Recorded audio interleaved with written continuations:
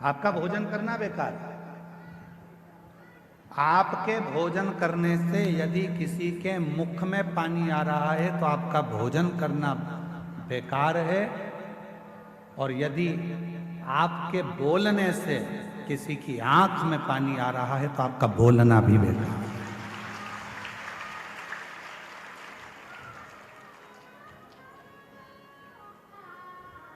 भोजन करते समय भोजन की थाली में जो पकवान है उस पकवान को देखकर अगर किसी के मुख में पानी आ गया तो आपका जो भोजन आप ग्रहण कर रहे हो वो आपके शरीर को नहीं लगता, वो आपके शरीर को नहीं लगता। भोजन करते समय यदि किसी के मुख में अगर पानी आ गया तो आपका भोजन करना बेकार है, और बोलते समय यदि किसी की आंखों में पानी आ गया आपके बोलने से तो आपका बोलना भी बोलना भी फिर वो बोलना आपका बेकार है कि आपने क्या बोल दिया, क्या ऐसा प्रसंग कर दिया, क्या आपने कह दिया कि उसकी आंख में आंसू आ गए, उसके नैनों में जल भर गए, उसके नैनों में अश्रु आ गए। आपका वो बोलना ही बेकार है।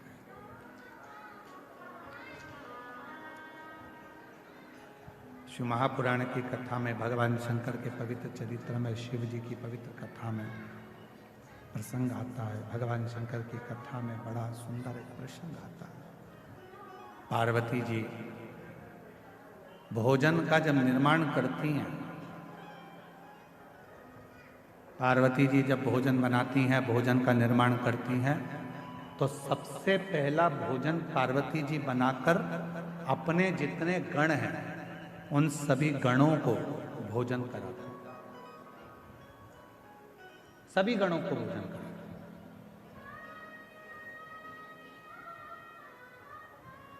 हमको पिछले वर्ष का इस प्रयागराज की भूमि पर एक स्मरण आता है, और प्रयागराज की भूमि का भी और काशी में जो कथा हुई सतुआ बाबा गौशाला में, उसका भी हमको स्मरण आता है।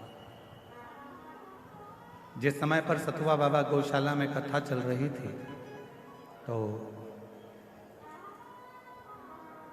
लगभग 12:30-1 बज चुकी थी, तो हम बाबा जी के साथ में दर्शन करने के लिए कहीं गए थे, वहाँ से वापिस आ रहे थे, तो हमने सतुआ बाबा जी से पूछा कि प्रसाद हुआ आपका? तो कहा महाराज जी